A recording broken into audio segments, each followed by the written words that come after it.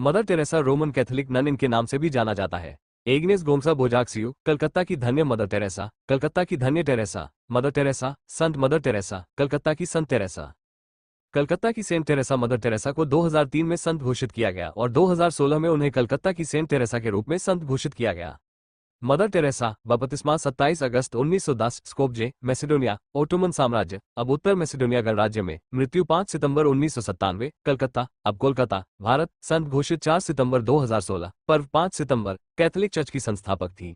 Missionaries of charity का आदेश, महिलाओं का एक रोमन कैथोलिक समूह जो गरीबों, विशेष रूप से भारत के निराश्रितों के लिए समर्पित है। उन्हें कई सम्मान प्राप्त हुए, जिनमें 1979 का शांति के लिए नोबेल पुरस्कार भी शामिल है।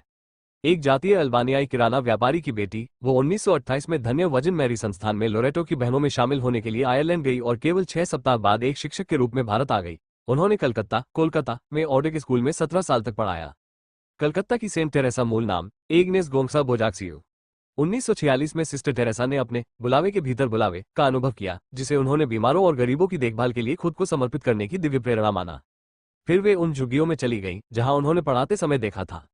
नगरपालिका अधिकारियों ने उनकी याचिका पर उन्हें काली के पवित्र मंदिर के पास एक तीर्थयात्री छात्रावास दिया, जहां उन्होंने 1948 में अपना संप्रदाय स्थापित किया।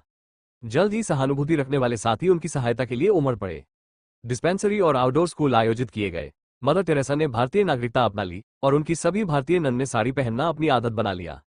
1950 में उनके संप्रदाय को पोप पायस 12 से विहित स्वीकृति मिली और 1965 में यह एक पोंटिफिकल मंडली बन गई, केवल पोप के अधीन। 1952 में उन्होंने निर्मल हृदय के शुद्ध लोगों के लिए स्थान की स्थापना की, एक धर्मशाला जहां गंभीर रूप से बीमार लोग सम्मान के साथ मर सकते थे। उनके संप्रदाय ने अंधे, वृद्ध और विकलांग लोगों की सेवा करने वाले कई केंद्र भी खोले। मदर टेरेसा के मार्गदर्शन में मिशनरीज ऑफ चैरिटी ने भारत के आसनसोल के पास शांतिनगर, शांति का शहर नामक एक कुष्ठ रोगी कॉलोनी बनाए। मदर टेरेसा नोबेल पुरस्कार समारोह में 1979, मदर टेरेसा बाद में कलकत्ता की सेंट टेरेसा, 1975। 1962 में भारत सरकार ने मदर टेरेसा को भारत के लोगों के लिए उनकी सेवाओं के लिए अपने सर्वोच्च नागरिक सम्मानों में से एक पद्मश्री से सम्मानित किया। 1964 में भारत की अपनी यात्रा के दौरान पॉल वी ने उन्हें अपनी औपचारिक लिमोजीन दी, जिसे उन्होंने तुरंत अपने कुष्ठरोगियों की कॉलोनी के वित्तपोषण में मदद के लिए लॉटरी में बेच दिया।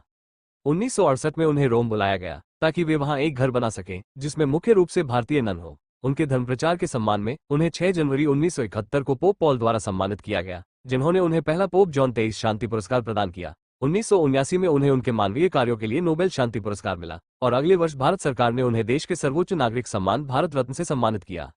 अपने अंतिम वर्षों में मदर टेरेसा ने तलाक, गर्भनिरोधक और गर्भपात के खिलाफ आवाज उठाई।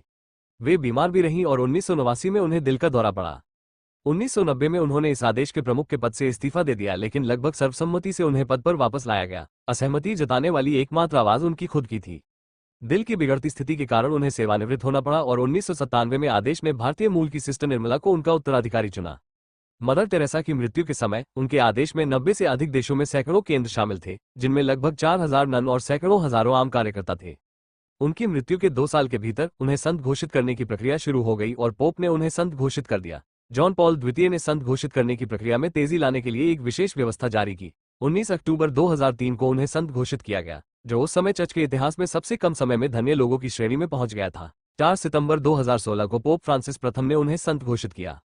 Mother Teresa 1975। हालांकि मदर टेरेसा ने अपने दैनिक कार्यों में प्रसन्नता और ईश्वर के प्रति गहरी प्रतिबद्धता दिखाई, लेकिन उनके पत्रों, जिन्हें 2007 में संकलित और प्रकाशित किया गया था, से पता चलता है कि उन्होंने अपने जीवन के अंतिम 50 वर्षों के दौरान अपनी आत्मा में ईश्वर की उपस्थिति महसूस नहीं की।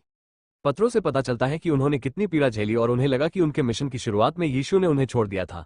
आध्यात्मिक अंधकार का अनुभव करते हुए उन्हें विश्वास हो गया कि वे मसीह के दुख में भागीदार थीं, विशेष रूप से वह क्षण जब मसीह पूछते हैं, मेरे ईश्वर, आपने मुझे क्यों त्याग दिया।